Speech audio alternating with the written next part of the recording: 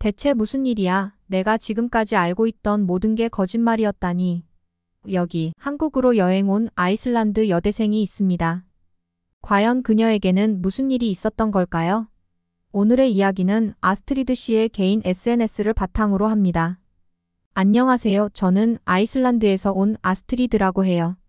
저희 엄마는 외국에서 아이슬란드로 유학 온 학생들을 엄마처럼 보살펴주는 홈스테이를 운영하셨어요. 우리 집에 들어온 세 번째 유학생은 지연이었습니다. 그녀는 저보다 5살 어린 초등학생이었는데 그 어린 나이에 혼자서 아이슬란드까지 공부하러 온 게 정말 대단하다고 생각했어요. 저였다면 그 나이에 부모님을 떠나 혼자서는 도저히 못했을 거예요. 곧 지연은 저희 가족의 둘째 딸처럼 되었습니다. 가족 모두가 지연을 사랑했죠. 특히 저와는 뗄래야 뗄 수 없는 자매가 되었어요. 어느 날 한국으로 여행 온 저는 서울의 한 거리에서 놀라운 사실을 알게 되었습니다. 그곳에서 당황한 표정을 짓고 있는 지연을 발견했어요. 무슨 일인지 궁금해지는 순간이었습니다. 과연 그녀에게 무슨 일이 있었던 걸까요? 엄마에게 자주 연락을 하곤 했어요. 머나먼 타국으로 소중한 딸을 보낸 지연의 엄마는 그녀의 마음을 안심시키고 싶어 하셨죠. 그 덕분에 저희 가족과 지연의 가족은 아주 돈독한 사이가 되었답니다. 지연은 아이슬란드에서도 학교 생활을 잘했어요. 고등학교 1학년을 마친 겨울방학 저희 집에 온 지 꼭 3년 만에 지연은 한국으로 돌아가게 되었죠. 지연의 부모님은 그동안 지연을 잘 보살펴 주어 감사하다며 저를 한국에 초대하셨어요. 그 한국 초대에 얼마나 신이 났던지 엄마와 아빠도 저희 한국 여행을 흔쾌히 허락하셨죠. 저와 지연은 함께 한국에 갈 생각에 무척 들떴어요. 그때 제 머리에 한 가지 생각이 스쳤어요. 한국 바로 옆은 일본이잖아요. 저는 사실 일본을 엄청 좋아한답니다. 일본의 아기자기한 캐릭터와 만화를 사랑하고 귀여운 일본어와 정갈하고 깔끔한 일식도 좋아하거든요. 그래서 저는 지연에게 살짝 제안을 해봤죠. 지연아, 우리 한국에 갔다가 일본에도 잠깐 들를래? 라고 말이에요. 지연은 자신도 일본을 방문해 본 적이 없다며 저와 함께 갈 수 있다면 정말 좋겠다고 했어요. 두 여자아이만 일본에 가겠다고 하자 특히 지연의 부모님이 난처해 하셨어요. 하지만 일본은 안전하고 믿을 만한 나라인데다 대학생인 제가 지연과 함께 간다고 하니 결국 허락해 주셨죠. 그렇게 저와 지연은 일본을 거쳐 한국에 들어가게 되었습니다. 나리타 국제공항에 도착한 저희는 설렘을 안고 입국 심사장으로 향했죠. 심사장에는 사람들이 엄청 많았어요. 겨울에 일본이 좋은 여행지라더니 정말 관광객이 많구나 라고 생각했죠. 하지만 줄은 줄어들지 않고 제 뒤로 대기 인원만 늘어나고 있었습니다. 이 상황이 궁금해진 저는 공무원에게 다가가 무슨 일인지 물어봤습니다. 일본 직원은 아주 짧게 컴퓨터 오류입니다. 라고 대답했어요. 더 구체적인 설명을 듣고 싶었지만 직원은 더 이상 대답하지 않았습니다. 어쩌면 컴퓨터 오류 때문에 약간의 지연이 있을 것 같았어요. 하지만 저와 지연은 여행의 첫날부터 흥미진진한 이야기를 만들 수 있을 것 같았죠. 아마도 전산 오류 때문에 심사가 지연되고 있었던 것 같아요. 주변에 대기하고 있는 사람들에게 어떤 상황인지 안내를 해주었으면 좋았을 텐데 일본 공항의 대처에는 다소 아쉬움이 남았죠. 전산 문제가 바로 해결되지 않아서 결국 3시간이 지난 후에야 제 차례가 되어 공항 밖으로 나올 수 있었습니다. 그때쯤 저희는 완전히 지쳐 있었어요. 일본에서 계획했던 첫날 일정은 모두 취소할 수밖에 없었죠. 저희는 바로 호텔로 향했습니다. 일본의 호텔은 아주 작고 아기자기했어요. 침대와 화장실도 굉장히 작더라고요. 저희는 간단히 샤워를 하고 그대로 잠이 들었죠. 늦잠을 잔 후 저희는 맛있는 점심을 먹기 위해 휴대폰으로 근처 맛집을 검색했습니다. 마침 호텔 근처에 구글 평점이 높은 무한 리필 고깃집이 있었어요. 고기를 무척 좋아하는 지연과 저는 기분 좋게 그 식당으로 향했습니다. 그곳은 QR코드를 찍고 자리를 안내받는 현대적인 시스템이었죠. 일본에서의 첫 식사였기에 저희는 특별히 기대를 하며 메뉴를 선택했습니다. 일본의 정갈하고 맛있는 요리를 맛보며 저희는 이제 곧 시작될 한국 여행에 대한 기대감으로 가득 찼습니다. 1시간 동안 무한으로 야키니쿠를 즐길 수 있는 식당이었어요. 이런 생각만으로도 벌써 행복했죠. 저희는 입구에서 QR코드를 찍고 음료수를 주문한 뒤 안내받은 자리에 앉았습니다. 테이블은 비어 있었고 주문한 음식을 기다리는데 10분이 지나도 아무것도 나오지 않았어요. 약 15분이 지나자 제가 주문한 라멘의 한 그릇과 함께 지연의 콜라도 도착했습니다. 하지만 젓가락은 여전히 나오지 않았죠. 점원에게 젓가락을 요청하고 한참을 더 기다려서야 겨우 젓가락을 받을 수 있었습니다. 고기를 굽기 시작했는데 화로가 충분히 뜨겁지 않은 탓인지 고기가 잘 익지 않았어요. 드디어 고기가 익어 한 입 먹었는데 그 맛이 정말 실망스러웠습니다. 무한 리필집이라고 맛이 있겠어?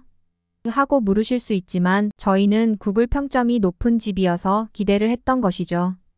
일본의 첫 식사 경험이 이렇게 실망스러운 것이 조금은 아쉬웠지만 음식이 늦게 나오고 화로의 불길이 너무 약해 머무를 수 있는 시간이 거의 끝나갈 무렵에야 음식을 맛볼 수 있었어요. 마치 사기를 당한 것 같은 기분이 들었습니다. 음식은 늦게 나오는데 비의 계산은 유독 빨리 하려고 하더라고요. 마치 일부러 고기와 화로를 늦게 가져다 준 것이 아닌가 하는 의심까지 들었답니다. 정말 실망스러운 첫 식사였죠. 식사 후 시부야 전망대에 가기 위해 도쿄의 복잡한 지하철을 이용했습니다. 노선도를 보는 것조차 쉽지 않아 도움을 요청하고 싶었지만 마땅히 도움을 청할 곳이 없었어요. 느낌인지 모르겠지만 일본인들은 저희를 피하는 것 같았거든요. 어쩔 수 없이 인터넷을 통해 도움을 받아 겨우 표를 사고 지하철에 탔습니다. 지연과 저는 본격적인 일본 여행에 마음이 들떠 즐겁게 이야기를 나누었어요. 하지만 곧 주변에서 차가운 시선이 느껴졌습니다. 탈 때는 몰랐는데 일본의 지하철은 도서관처럼 조용하더군요. 저희는 얼른 목소리를 낮추고 조용히 이야기를 계속했습니다. 공공장소에서의 예의를 지키는 것은 알고 말소리도 이처럼 제한되는지는 몰랐어요. 일본의 조용한 문화가 처음엔 매력적으로 직접 경험해보니 너무 숨이 막히는 기분이었죠. 지하철에서 빨리 내리고 싶은 마음뿐이었습니다. 어린아이와 함께라면 도쿄 지하철은 피하는 것이 좋겠다는 생각이 들었어요. 시부야 전망대에 올라 멋진 도쿄의 시내를 내려다보며 저희는 시내로 나와 다양한 쇼핑 아이템들을 둘러봤습니다. 포장이 작고 귀여운 아이템들이 많아 모두 사고 싶었지만 대부분의 가게에서 신용카드 사용이 불가능해 현금만 쓰다 보니 환전해 간 돈이 금방 바닥이 났어요. 일반적으로 관광지에서는 카드를 쓸 수 있는데 일본 같은 선진국에서 신용카드 사용을 꺼리는 이유를 이해할 수 없었습니다. 쇼핑하며 걷다 보니 어느새 도시 외곽으로 나와버렸나 봅니다. 일본을 항상 깨끗한 나라로 생각했는데 이곳은 그렇지 않았어요. 오래되고 방치된 낡은 건물들이 많이 보이고 거리에는 퀴퀴한 냄새가 났어요. 불안한 마음에 얼른 오던 길로 되돌아왔습니다. 마치 풍선에 바람이 빠지듯 제 마음에도 구멍이 난 듯 했어요. 그동안 가지고 있던 일본에 대한 막연한 환상이 깨지는 순간이었죠. 지연도 비슷한 기분이었는지 우리는 그저 조용히 걸어만 갔어요. 캐나다에서 일본까지 이렇게 멀리 와서 겪어야 하나? 하며 일본 여행이 후회되기 시작했습니다. 이곳에 오지 않았다면 일본의 진짜 모습을 몰랐을 텐데 이제는 알게 되었어요. 다음 날 우리는 한국행 비행기에 몸을 실었습니다. 일본에서의 아쉬움을 한국에서 달래길 바라며요. 곧 비행기는 인천공항에 도착했고 지연은 안내 멘트가 나오자마자 와이파이를 연결하더니 부모님께 전화를 하기 시작했어요. 무료 와이파이로 전화를 하는 것이 깜짝 놀랄 일이었지만 놀랍게도 통화 품질이 꽤 좋았습니다. 그 순간 저는 한국의 선진 기술에 대한 기대감이 커지기 시작했습니다. 놀랍게도 인천공항의 와이파이는 상식을 뛰어넘었습니다. 부모님께 문자를 보내려고 와이파이에 연결했는데 문자는 순식간에 전송되었고 사진도 금방 전송 완료되었어요. 이게 뭔가요? 어떻게 이렇게 빠를 수 있죠? 심지어 캐나다보다 인천공항의 와이파이가 더 빨랐습니다. 한국은 단순히 와이파이만 빠른 게 아니었습니다. 모든 것이 빠르게 느껴졌죠. 비행기에서 내린 한국인들은 서로를 앞지르며 빠르게 입국장으로 향했습니다. 저와 지연은 자연스럽게 조금 뒤처졌어요. 한국 사람들은 왜 이렇게 걸음이 빠른 걸까? 하고 물었을 때 지연이 웃으며 말했습니다. 한국 사람들은 빨리빨리 문화에 익숙해. 나도 아이슬란드 가기 전엔 그랬어. 입국장으로 가는 도중 화장실에 들렀는데 마침 그곳을 정리하시는 분을 만났습니다. 청소하는 분도 엄청 빠르게 움직이시더라고요. 이렇게 한국에서의 첫 인상은 속도감이었고 저와 지연은 이 새로운 환경에 맞춰 자신들도 조금 더 빨리 움직이기 시작했습니다. 화장실에서 잠시 기다리는 동안 한 아주머니가 휴지통을 비우고 계셨어요. 화장실 부스가 8개나 되어서 시간이 좀 걸릴 줄 알았는데 아주머니의 손놀림이 어찌나 빠른지 눈 깜짝할 사이에 모든 휴지통을 비우고 나가셨습니다. 우리 학교의 미화원이었다면 최소 10분은 걸렸을 텐데요. 한국에서의 이 프로페셔널한 모습은 정말 놀라웠습니다. 한국 사람들에게는 빨리빨리 유전자가 있는 것 같아요. 나리타 공항에서 겪었던 전산 문제와 달리 인천공항에서는 그런 문제가 없었습니다. 하지만 입국 심사장에 사람이 많아서 한숨이 나올 뻔했습니다. 그런데 한국은 정말 빨리빨리 나라였어요. 순식간에 많던 사람들이 입국장 너머로 사라졌습니다. 이렇게 신속한 입국 심사를 경험해 본 적이 없어서 정말 놀랐습니다. 인천공항의 속도는 정말 놀라웠습니다. 도착하자마자 정신이 쏙 빠질 것 같다고 지연에게 말했어요. 그녀는 웃으면서 곧 익숙해질 거라고 답했습니다. 입국장을 나서자마자 지연의 부모님과 동생이 우리를 기다리고 계셨어요. 해외여행에서 입국장에 제 이름이 적힌 피켓을 든 사람들을 본 적은 있지만 실제로 저를 맞이하는 건 처음이었습니다. 마치 영화 속 한 장면 같았죠. 지연은 부모님을 꼭 안고 동생에게 매달리며 귀여운 모습을 보였어요. 그 순간 평소에 씩씩한 지연의 모습은 어디에도 없었습니다. 저는 열심히 연습했던 한국어로 지연의 부모님과 동생에게 인사를 건넸습니다. 안녕하세요. 저는 아스트리드입니다. 초대해 주셔서 정말 감사합니다. 제 유창한 한국어에 모두 놀란 표정을 지었습니다. 그동안 열심히 연습한 제 한국어가 빛을 발하는 순간이었죠. 공항 밖으로 나가자 지연의 부모님이 예약해둔 밴이 저희를 향해 다가왔습니다. 그 멋진 외관의 밴은 이번 여행의 시작을 알리는 듯 했습니다.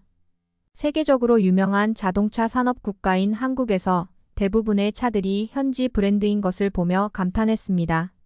저희를 기다리고 있던 밴도 현대차였어요. 아이슬란드에서는 가성비로 인기를 끌고 있는 현대차를 저희 가족은 아직 한 번도 타본 적이 없었습니다. 우리 가족은 일본 제품을 선호했기 때문이죠. 아빠는 주로 일본의 가전제품과 차를 사용하셨습니다. 하지만 이번에 탑승한 밴은 마치 고급 응접실을 그대로 옮겨놓은 듯 했습니다. 차 바닥은 나무 소재로 되어 있었고 천연 가죽으로 덮인 리클라이너 좌석이 저희를 맞이했습니다. 운전석과 승객 사이에는 LED 스마트 TV가 장착되어 있었고 제가 태어나서 타본 모든 차 중에서 단연 최고였습니다. 지연의 집으로 향하는 도중 하늘에서는 펑펑 눈이 내리기 시작했습니다. 아이슬란드에서 온 아스트리드로서 눈은 익숙한 광경이지만 한국의 겨울 풍경 속에서 눈을 보는 것은 새로운 경험이었습니다. 차창 너머로 펼쳐지는 눈 덮인 도시의 모습이 마치 동화 속 한 장면 같았습니다. 한국의 첫 아침, 지연의 엄마가 차려준 맛있는 한식으로 하루를 시작했습니다. 창 밖으로는 눈이 계속 내리고 있었어요. 오늘은 서울시티 투어버스를 타기로 했는데 미끄러운 도로 때문에 버스 운행이 어려울까 걱정이 되었습니다. 하지만 우리는 계획대로 지하철역으로 향했습니다. 한국의 겨울은 아이슬란드의 겨울만큼 추웠어요. 영하 15도의 눈이 계속 내렸지만 서울의 도로는 놀랍게도 눈이 전혀 없었습니다. 어떻게 이게 가능하지? 정말 신기했어요. 한국에는 아마도 특별한 제설 시스템이 있는 것 같습니다. 그런 시스템이 있다면 아이슬란드에도 수출해 주시면 좋겠다고 생각했습니다. 아이슬란드에서는 겨울마다 얼어붙은 도로 때문에 스노우 체인이 필수품이거든요. 하지만 여기 서울에서는 스노우 체인이 필요 없어 보였습니다. 곧 저희는 지하철역에 도착했고 서울의 효과적인 제설 시스템 덕분에 시내를 누비는데 아무런 문제가 없었습니다. 한국의 겨울과 기술력을 경험하는 것은 매우 새롭고 흥미로운 일이었습니다. 서울 지하철역에 도착하자 도쿄 지하철과의 차이점이 궁금해졌습니다. 계단을 내려가는데 맛있는 빵 냄새가 코를 자극했고 이곳이 지하철역이라는 사실이 믿기지 않을 정도였어요. 지연은 편의점에 들어가더니 티머니 카드를 하나 사서 저에게 선물했습니다. 이 카드 하나로 편의점에서의 먹거리는 물론 지하철, 버스, 택시까지 모두 이용할 수 있다고 하더군요. 정말 한국다운 시스템이라는 생각이 들었습니다. 승강장에 내려서자 양쪽을 막고 있는 플라스틱 벽이 눈에 띄었습니다. 저건 뭐야? 라고 물었을 때 지연의 동생이 스크린 도어예요. 사람들이 선로로 떨어지는 것을 막기 위한 안전장치죠 라고 설명해 주었습니다. 아이슬란드에서는 보지 못한 기능이라 신기했습니다. 서울의 지하철은 효율적이고 사용자 친화적인 시스템으로 가득 차 있었고 모든 것이 체계적으로 잘 구성되어 있었습니다. 서울 지하철역의 스크린 도어를 보고 놀랐어요. 일본 지하철에서 본 스크린 도어는 승강장의 일부만 막혀 있거나 줄로 이어진 것이 전부였죠. 일본에서 그것을 보고도 일본인들이 안전을 중시한다고 생각했었습니다. 하지만 한국의 스크린 도어는 승강장 전체를 견고하게 막고 있었을 뿐만 아니라 시각적으로도 매우 세련되어 보였습니다. 이건 정말 다른 수준의 스크린 도어였죠. 얼마 기다리지 않아 지하철이 도착했습니다. 서울 지하철은 도쿄 지하철보다 훨씬 넓고 쾌적했습니다. 지하철 안에서는 한국인들이 자유롭게 행동하는 모습을 보며 저희가 웃으며 이야기를 해도 아무도 신경 쓰지 않았어요. 이러한 허용적이면서도 다른 사람을 배려하는 분위기는 일본의 답답한 지하철과는 확연히 달랐습니다. 곧 저희는 시티 투어버스 정류장에 도착했습니다. 시티 투어버스는 디자인과 코스가 다양했는데 2층 오픈버스, 막힌 2층 버스, 기차 모양의 버스 등이 있었어요. 저는 특히 오픈버스를 타고 싶었습니다. 아이슬란드에서 온 아스트리드로서 서울의 겨울바람을 맞으며 도시를 관광하는 것은 매력적인 경험이 될 것 같았습니다.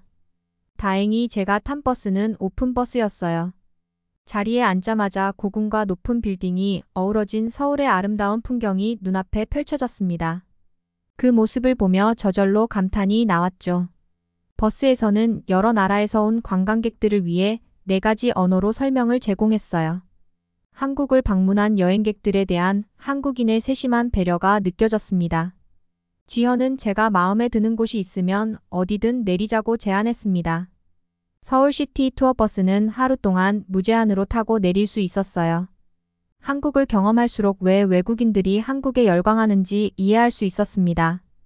저는 이전까지 아시아에서 가장 훌륭한 나라가 일본이라고 생각해왔지만 이곳 한국을 방문하고 나서는 그런 선입견을 버릴 수 있었습니다. 짧은 시간 동안 일본과 한국을 돌아본 후 저는 망설임 없이 말할 수 있습니다. 분명 한국은 여러 면에서 일본을 앞서 나간다고 생각해요. 한국이 얼마나 발전했는지 아빠에게도 꼭 말해줘야겠다고 생각했어요. 아니, 아빠와 함께 다시 한국을 와야겠다고 생각했어요. 아빠도. 분명 제 말만으로는 한국에 대한 오해를 풀지 못하실 테니까요.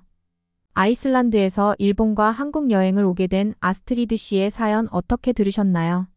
오늘의 사연이 마음에 드셨다면 구독과 좋아요를 눌러주세요. 여러분의 구독과 좋아요는 계속해서 좋은 사연을 소개할 수 있는 힘이 됩니다. 지금까지 한국에 대한 흥미롭고 감동적인 소식을 전하는 마음을 울리는 이야기였습니다.